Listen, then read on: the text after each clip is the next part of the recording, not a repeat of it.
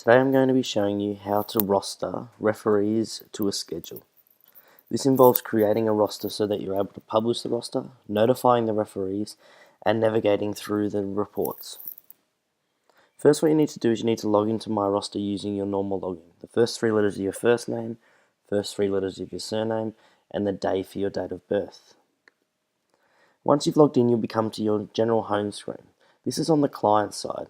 What you need to do is you need to go to the View Admin side. This is where you'll be able to publish the roster. Then what will appear is all the different schedules that have been appointed. Over here we have a range of different schedules and the date that they are doing. Then we also see if they're active, they're published, how many games, and a list of reports. We're going to be working on the Wednesday one here, the 7th to the 12th. There are four options when you're doing the roster. There are View, where you actually go in and appoint the referees. There is a grid report, roster breakdown report, and availability report.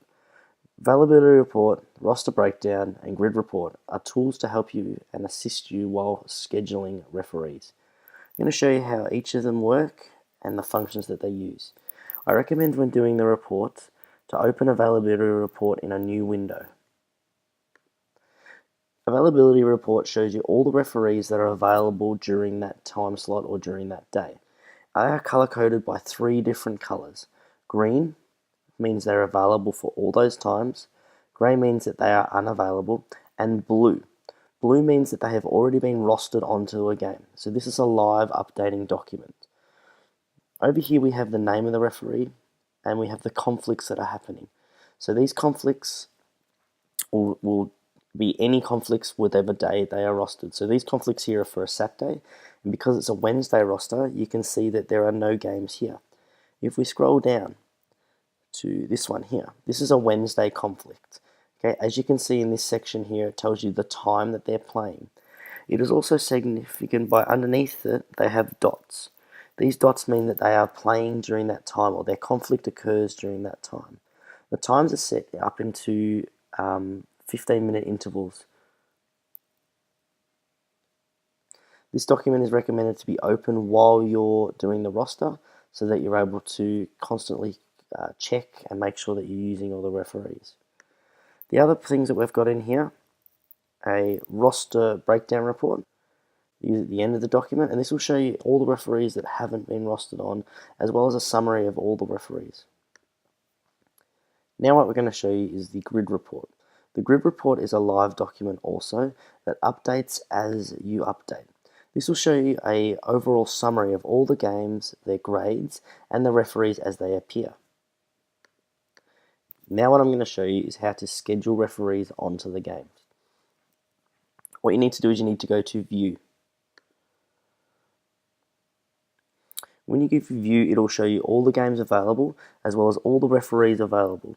What that does is it automatically filters the referees available yes, but if you'd like to, you can click no, and it'll show you all the referees that are available in your system. The best thing about this here is that it automatically shows you regular referees who have set their availability for yes. Over here we have a whole range of different headings. We have ID, which is the game ID. Okay, that just shows you when the system puts it in there. We have time, how long the game goes for, the grade, which has been summarized shortly, but if you hover over the top of it, it'll show you exactly what that is. Has the teams, again shortened. And we have the venue. Then what we have is we have the range of different patterns. This is how you're going to schedule and the amount of referees you're going to put on. If you're using training referees, you use domestic training, it'll give you a referee, an umpire, a referee coach, and a trainee option. If you go to domestic, it'll do the same thing.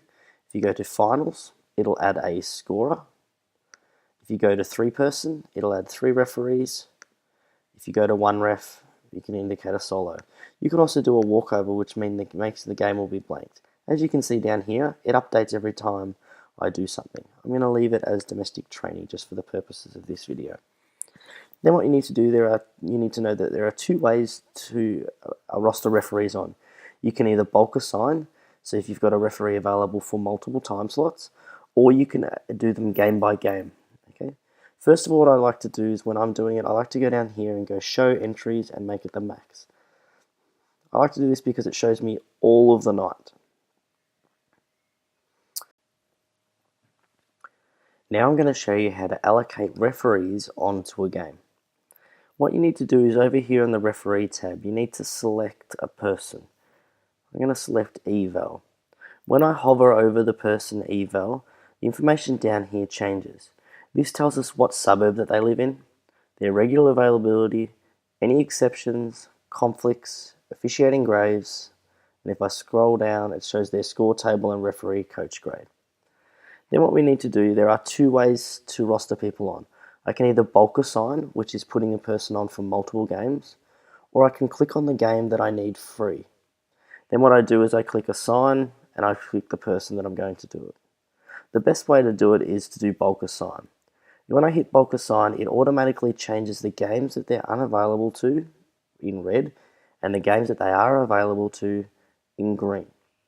The best part about this, it is a live document. So as I allocate the person to a referee, to a game, just by clicking on them, it'll adjust all the rest of that time slot and make them unavailable for.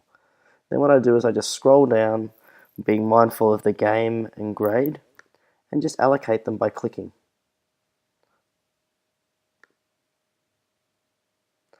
Then when I've finished their games, I can check how many games they've got. This also live updates. So as you can see, I pushed 4 times, allocated her to 4 games, and it updated here to 4 games. Then when I finished doing that, I hit bulk assign, and now she's been rostered onto that game. This person will not be notified until the roster is published. Then all I do is I filter all the rest by doing the exact same processes of what I was doing. So clicking just on multiple games until the roster is finished.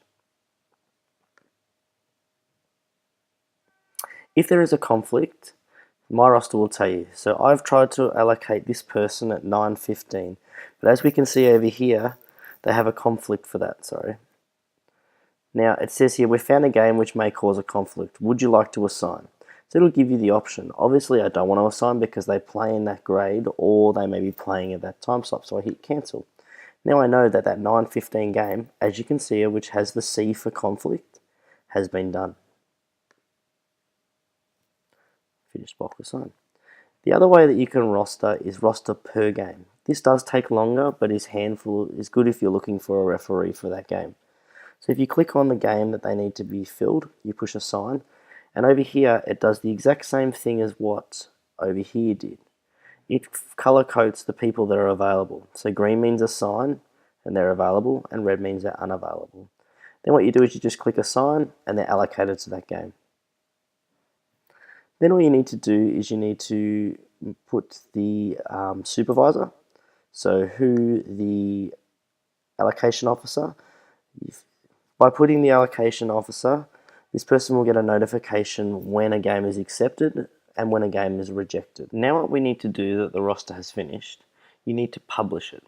Publish means an email notification will go to all referees allocated to games and check whether they can or cannot do the games. There is an option to hit referees auto accept. This is to only be used if the referee has already been confirmed with and can do those games.